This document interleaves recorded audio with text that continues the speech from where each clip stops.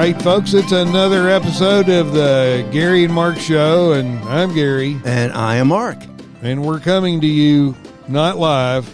But we are alive. We're alive, and where are we alive, Mark? Well, you know what? You know this place better than me, Gary. Where are we? Well, it's now DuPont State Recreational Forest, but... And it's near where? Where are we? It's near, between Brevard and... what would you say, Hendersonville, Cedar Mountain, up in there. That's what I would say, but I have no clue. And actually, we're very lucky to have Jeff Jennings with us, who is one of the reasons. There were many people involved, but he was one of the key people when it looked like this was going to end up being a gated community with golf course and homes. These folks... Oh, gosh, hard to say how much time and effort they put in, but to get this preserved, saved for, this has been 20 years now. Wow.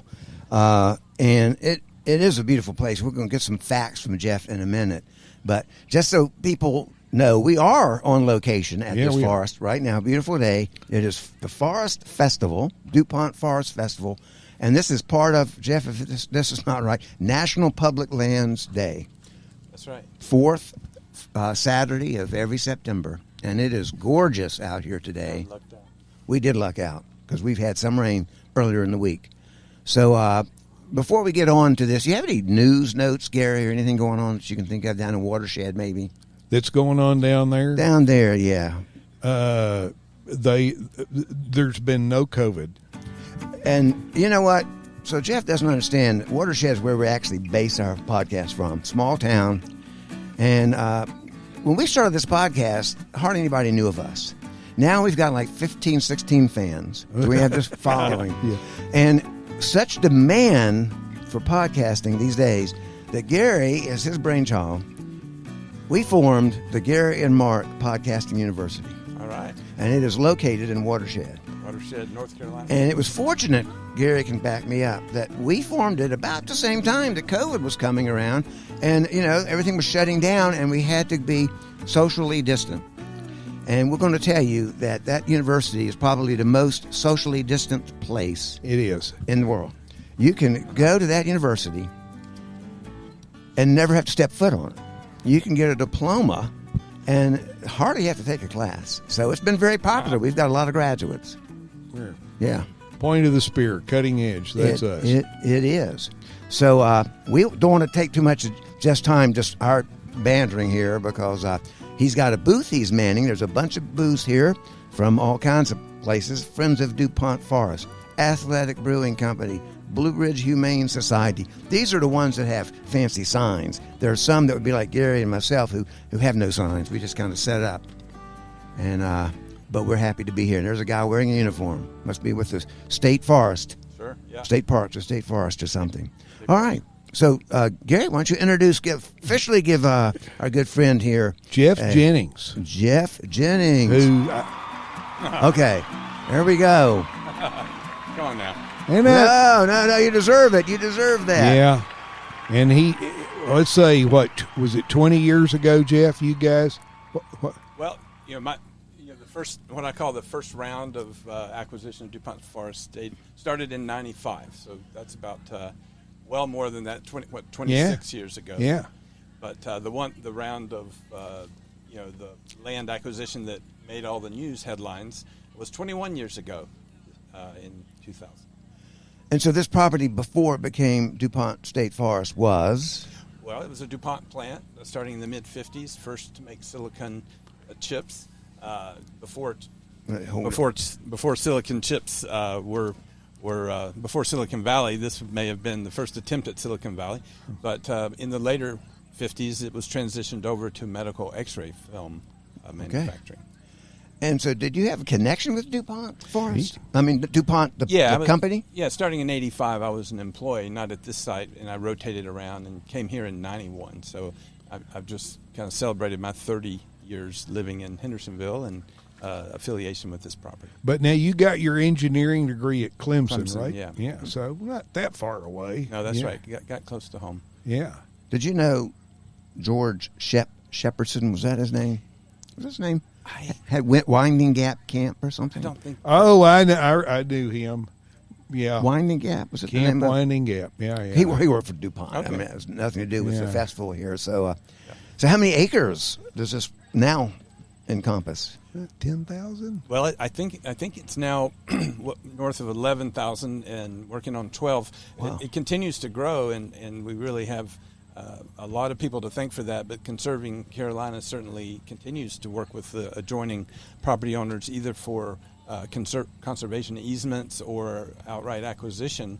There's 2 or 3 properties that have come in the last year, so the acreage is creeping towards 12,000. Wow. And I mean, Gary's hiked all over this place. I'm sure you have. I've only touched on a tiniest percentage of it, but there are several nice waterfalls. Oh yeah, I mean, waterfalls was the theme of the big land acquisition campaign, the Friends of the Falls campaign in 2000.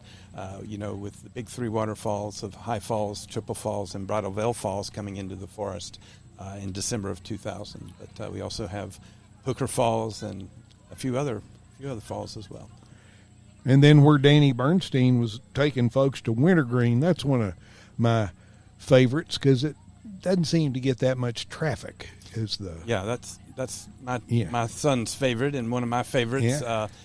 It's smaller falls, and one fun fact is that I recommended the name Wintergreen to the forest All right. staff, and kind of proud to tell my kids anyway that I helped name naming it. privileges. Wow, that's cool. Well, Yeah, because if I had to name it, who knows? I had to see it first. But Yeah. I remember one quick story aside that they told me, Bill Bailey used to tell me, that Camp Chosatonga, where he ran the camp, he said when the guy was starting it, did you ever hear the story? The guy, Monty Oates, whatever his name was, brought in this Indian chief, Native American chief from Cherokee, said, what would you describe this big, this valley, beautiful valley, and the mountains and the creeks? And the chief said something like Chosatonga. And apparently years later it came to mean the wording was, in Cherokee, it's probably not true at all, it's just a story, big ditch. So that's what would happen to me if I was trying to name something like that. So I would name the first thing that walked by. So who knows what that would be. So you're on the board now. Yeah, Were you? Oh, it Let's was talk a with little bit early about- guys. Yeah, I mean, in spring of 2001, after Friends of the Falls kind of wound up our operations as an advocacy group to help convince the governor to condemn the property. The acquisition was open to the public in December of 2000, and about April 2001, Friends of DuPont Forest formed. So I was first president, founding president of Friends of DuPont Forest, and so this festival here today is sponsored by Friends of DuPont Forest, and we've continued to grow over the last 20 and a half years. Do you have any idea how many visitors the park or the forest gets a year? Yeah. It was funny, in the first 10 years, the board was worried about, we need to get the word out. We need to help the people love the forest. We don't want to have a forest with nobody to come. And in the last 10, 11, 12 years, it's just, Having to build more parking lots. Yeah, it's just overwhelmed. We believe we've crossed 1 million per year. Wow. Yeah. Per year. Per year.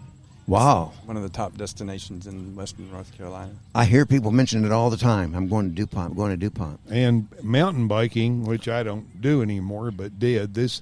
I would say this place, not only, one of your other early supporters or two, Woody and JoJo Keene. Woody his business Trail Dynamics, he refined that. Seemed like working here, like the ways to build trails that bank turns and trying to build trails that weren't going to require constant maintenance because of the design. Yeah, during the Friends of the Falls campaign in 2000, Woody, Keene, and JoJo were really instrumental, in that group. And then as we formed Friends of DuPont Forest in 2001, Woody was on the board, and he had contacts at the International Mountain Biking Association. So we were the recipients of an unbelievable amount of trail design talent, both with Woody himself and actually bringing in the top mountain bike trail designers in the world actually came and did some, week-long seminars here. And so, for example, Airstrip Trail, one of our early design products, from IMBA, and there's so many, footprints of Sorba. Yeah. The Sorba, the Pisgah area, Sorba and Greenville. So what's Sorba stand for? I used to know. But Southern Off-Road Biking Association. Is that right? It's effectively the volunteer groups that maintain mountain biking trails both in upstate Sorba from Greenville and Pisgah Sorba here in Brevard and Hendersonville and Asheville area. So in addition to hiking and biking, we can see two mountain bikers right now. Are there equestrian trails? Or yes, no? there've always been equestrian access. Part of our original founding thesis was if we were lucky enough to pry this land out from under the developer, that we would share it among all users, whether it's hunters, fishermen, hikers, mountain bikers, and equestrians. So there's been a theme of shared trail use. It's actually one of the highest density trail systems that hasn't been divided among users yet. And we're trying to keep that, but that's a challenge. As the million visitors come, that there are challenges to that. For sure. Gosh, I don't have my calculator. I'm not good at mental math, but if you took 1 million and divided it by 365 days, that's still a lot of people yeah. a day. Yeah, and I've been here I would come midweek thinking the parking lots wouldn't be full, but they're pretty full. It's crazy. It is, but it's a great place. I can see why. And you know what? Right now, it's free. Right? It's free. It's free. Of course, there is discussion of whether fees will be needed to manage the overflow crowds and discussions among the state leadership about funding. So we're just wanting to make sure if it is done, it's done in a smart way and in a fair way. Well, to me, I'm happy to pay a fee when I know the fee is staying with that park. Right. That's one of the precepts that we think will be, that is being discussed. It's, of course, I've been in the big parks now. Of course, Gary and I old enough. Gary, do you have your senior pass? Well, of course I do. Of course you did. Me too. Do you have one? You're not old enough yet. I don't quite. It's a treasure. That. You didn't look old enough. Okay, Jeff. I'm getting there really close. A few more weeks. He's younger than he looks. But I know he's older than he looks. He looks very young. But I can't remember when he started charging because, Smokies has never charged because of some pact they made with the Native Americans when they took it from them, I guess. But well, the Smokies, if you backcountry camp, you pay a fee. You do have to pay a fee. And I'm happy to do it. And state parks in South Carolina, Jones Gap, you go hiking, you're supposed to, but they don't have a cop there to hit you over the head, but there's an envelope and a number of people and kind of an honor system, I think, $4. Well, a lot of state parks in South Carolina you pay to get in the car. In North Carolina, those are all free. And I only know that because I just set this goal to visit all 41 with this van here. Yeah. And this bubble. Oh, I saw bubbles coming through. I don't know what that was. Okay. Well, one of my personal selfish reasons for liking this, it provides, I like connectivity. In DuPont, it's pretty easy to get from here down to Brevard to Pisgah, and the other way to get up to Jones Gap. Mountain Bridge to Mountain Bridge Wilderness. And from Mountain Bridge, I have section hiked from there all the way to the Chattooga now. But, I mean, and I just knowing that, and someday my dream is pick up or the Chattooga, take the Bartram up to the AT to the Smokies, and then there's a lot of people working on this vision, Gary. Yeah, you're not the only one. I remember Tommy White's from Greenville, the father of the Mountain Bridge Wilderness. I was fortunate enough to talk to him in the mid '90s, and he already had the vision. He said we need to get from the Foothills Trail to the Art Loeb Trail was his vision, and DuPont stands right in the middle there, and thanks to Chuck McGrady and some other people. There's a lot of people thinking working on that. Sam Neill. Yeah, Sam Neill. And there's a Sam Neill Gap. That's just Neill's Gap. That's not related. It's a different. Different. Okay. Sam Neill and Chuck McGrady have a lot to do with us being here. Yep. Well, he was a good old camp person, Chuck McGrady. So what do you do in your other life when you're not board member here? Engineer, small business owner, and in Hendersonville, Brevard, or? Fletcher near Yeah, right on the Buncombe. Is it kind of line. Pressure gauges? Pressure regulators, yeah. That your business took. We're not going to talk about it, but it really took off, and a lot of sales internationally. And you, fortunate. Jeff's an humble guy, but he has done quite well with this company, and it's really great. And giving back to the community. I know Hoyle, my buddy who works with the chamber, talk about about mentoring. Oh, we're working on some of that. Yeah. Yeah. Trying to get people. Yeah. Science always, kind of scared me. Oh, yeah. And I taught science and it scared me. Yeah. And, of course, I was teaching 5th grade. Hope they're not listening, because they always think you're a scientist if you're a science teacher. And he would ask me things I knew nothing about. I said, why are you asking me? He says, because you're the science teacher, or you're a science well, that's scientist. Close enough. Oh, no, I have to read it in the book. But so it is, again, a beautiful day out here. And maybe I hope you guys get a chance to meet Lucia Gerdes is our board president. She's here, and Sarah Landry. I hope Sarah comes over. Well, as you walk around, send them this way. Send them this way. Yeah, Sarah. I've known Sarah's daddy for 50 years. And Mama. Used to play tennis with her mama. We're so happy to have the DuPont State Forest management here. Here comes Sarah now. Sarah's coming. She's probably telling us to shut this thing down and get out of here. Yeah. I don't know if Jason Guidry, the forest supervisor, is going to make it out. Oh, yeah. If I see him, I'll bring him over. Look at over that. this way. She walks with a certain authoritative. She's probably telling us we're over parked and haven't paid a permit or something. I'm in trouble. Yeah. Okay. So we have the executive director. She's going to be on in a minute, whether she knows it or not. So did you have a question of us? Or you just see what's going on? I was just told to come over here. Okay. Well, we're going to have you on the show in just a minute. So, all right, don't go far, because we're going to wrap this one up. All right. In just a minute. How do we do that? Before we do that, we got a couple of things that are important, Gary. Oh, and thank our sponsors? Even before that, Yeah. we have someone here. This is a rare day, because you should recognize that sound. Yes. What does that sound, Gary? That means we are about to present a diploma We are. from the Gary and Mark Podcasting University. We are. Jeff could put this on his wall right next to his Clemson diploma, or he can put it wherever he wants to put it. He can. Now, and yes, he can. And it's actually a BS. It's a BS. We that's what we crank out. We crank out BS. And we just first. Your name's not on it because we didn't know who was showing. Now, you can either take this yourself and put your name on it, or I can email you an official copy. You'll still have to print it out. This is fancy parchment. I'll probably put that right over my Clemson diploma. You know what? We hear that all the time. We do. We hear that all the time. So, again, it's, Gary, read it to him here. Okay.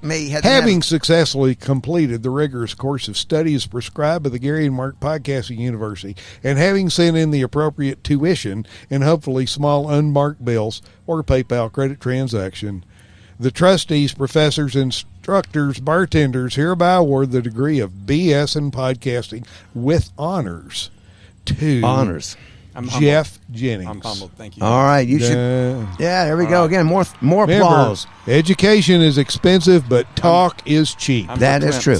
So we're going to give you this, and before you leave, we're going to thank our sponsors. We'll get a picture of you, okay? All right. And so, Gary, who's our sponsors? Tell us what we have got the Big Whizz Pocket Buddy. We do. We've got the Rabbit Island Resort, just a hair better.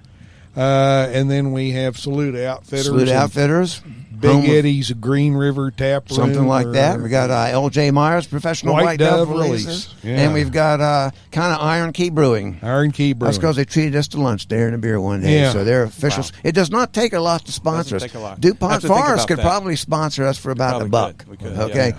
Y'all give us a sticker or something, we'll be good to go. So actually, Gary's going to give him a sticker before we leave. We'll get a picture of him holding that up. Yeah, there Gary, you know what?